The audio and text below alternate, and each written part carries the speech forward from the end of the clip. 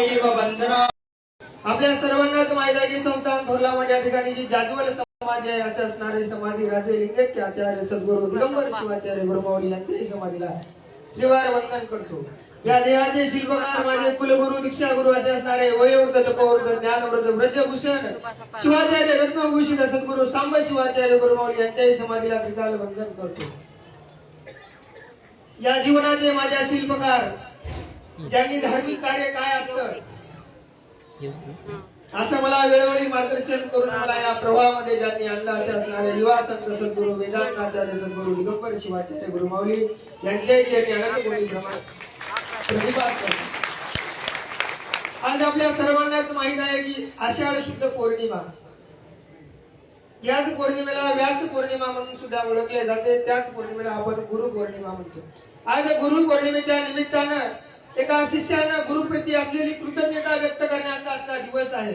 आणि आपल्या संप्रदायामध्ये आपल्या धर्मामध्ये गुरुला अत्यंत महत्वाचं स्थान आहे. गुरुला ईश्वराचं किंवा ईश्वरापेक्षाही मोठं स्थान आहे. कारण गुरु देवाचाही देव. आपल्या संप्रदायामध्ये गुरुला देवापेक्षाही श्रेष्ठ मानलं जातं. त्याच पद्धतीने आपण अन्य गावातून अन्य जिल्ह्यातून आपण सर्व भाविक भक्त मंडळी आज गुरुचरणी लीन होण्यासाठी आलेले आहात. कारण आपल्याला पंख देण्याचं काम आपले आई वडील करतात, पण त्या पंखामध्ये बळ देण्याचं काम हे गुरुजन करत असतात. आपल्याला अज्ञानाच्या अंधारातून ज्ञानाच्या प्रकाशाकडे नेण्याचं काम सुद्धा गुरुमाऊली करत असतात. आपल्याला परमर्शामध्ये सांगितलेलं आहे बघा, अज्ञान दूर अंधकार ज्ञानांजन लावून केला दूर ज्ञान चक्षु प्रकाशिला निरंतर तया सद्गुरुशी नमो. कारण या संसार रूपी अज्ञानाच्या महासागरात आपल्याला जर तरुण जायचं असेल तर फक्त आणि फक्त आपल्याला जर कोण या अलीकडे पहिल्या तीरावरून पहिल्या तीराला आपल्याला जायचं असेल तर फक्त गुरुशिवाय पर्याय नाही. त्याच्यामुळे आज आपलं अवभाग्य आहे की आपल्याला एवढे छान कारण ज्ञानवंत आपल्या सर्वांनाच माहित आहे. नवे महाराष्ट्राला सुद्धा माहित आहे की आपलं काहीतरी भाग्य आहे. कारण आपल्यावर सद्गुरू सांब शिवाचार्य गुरुमाऊलीचे अनंत कोटी उपकार आहेत की आपल्याला महान तपस्वी ज्ञानी एक युवा संत म्हणून दिगंबर शिवाचार्य गुरुमाऊली यांच्या रूपाने एक महान तपस्वी योग पुरुष आपण त्या सर्वांना आपण युवा संत म्हणून ओळखतो असे असणारे गुरुमाऊली आपल्याला मिळाले. ही खरी तर सांब शिवाचार्य गुरुमाऊलीचे आपल्यावर अनंत कोटी उपकार आहेत. कारण माझी तुम्हाला पाठवून सांगताना मी सुद्धा काही या सत्रामध्ये नव्हतो. मला सांगा, न बोलणारा, तोत्रा बोलणारा, बोबडं बोलणारा किंवा अजिबात बोलता न येणारा मुलगा आज एक कीर्तनकार म्हणून तुमच्या समोर उभा आहे. फक्त युवा संत सद्गुरू दिगंबर शिवाचार्य गुरुमाऊली बोलतात. मला सांगा, आमच्या वयाचे तरुण पोरे मंडपामध्ये सप्त्याच्या मंडपामध्ये धार्मिक कार्यामध्ये कमी येतात. आम्ही सुद्धा कोणाच्या तरी मागे फिरायचो, हसीत मजा करायची, हल्लड हुजीपणा त्या सुद्धा या सर्वांना फाटा देत. कारण फक्त आणि फक्त माझ्यासारख्या हजारो तरुणांना धार्मिक ज्ञान देऊन, कारण गुरुमाऊली आपल्याला धार्मिक ज्ञान देतातच.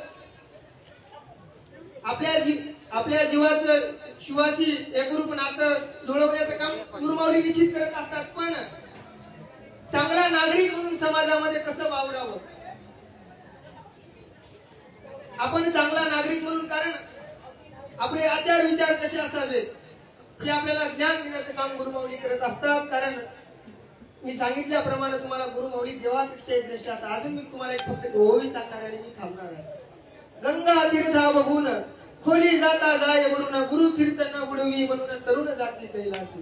कारण आपण कुठल्याही तीर्थाला गेले, कुठल्याही मोठ्या तीर्थाला गेले तरी त्या ठिकाणी दोष असण्याची शक्यता म्हणजे आहेतच. पण गुरु तीर्थामध्ये कुठलेही दोष नाही. 100% तुम्हाला गुरुमाऊली या अलीकडे तीरावरून पलीकडे तीरावर तरुण नेणारच आहे. त्यांच्या मनामध्ये छोटा मोठा लहान असा कुठलाही भेदभाव नसतो.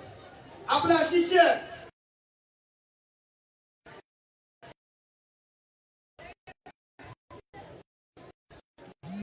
शुद्ध अंतकरणाने गुरुचरणी झाला की त्यांच्या जीवन आमच्यासारख्या हजारो तरुणांचं कल्याण गुरुमाऊलीच्या आशीर्वादाने झालेलं आहे. त्याच पद्धतीने तुम्ही सर्व भाविक भक्त मंडळी आज गुरु पौर्णिमेच्या निमित्ताने गुरुमाऊलीच्या चरणी लीन होण्यासाठी आलेला सर्वांना विनंती आहे, आपण काय करा, आजच्या दिवस आपसामध्ये बोलू नका. दर्शन घेताना दर्शन घेऊन काय उपयोग होणार. आजच्या दिवस फक्त आपण कशासाठी आलेले आहोत, आपल्याला गुरुमाऊलीचे दर्शन मिळालं पाहिजे.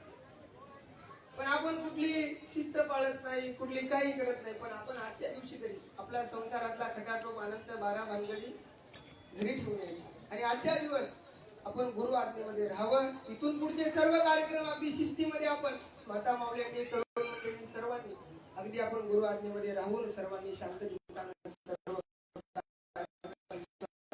पार पाडावे अशीच आपल्या विनंती करतो. आम्ही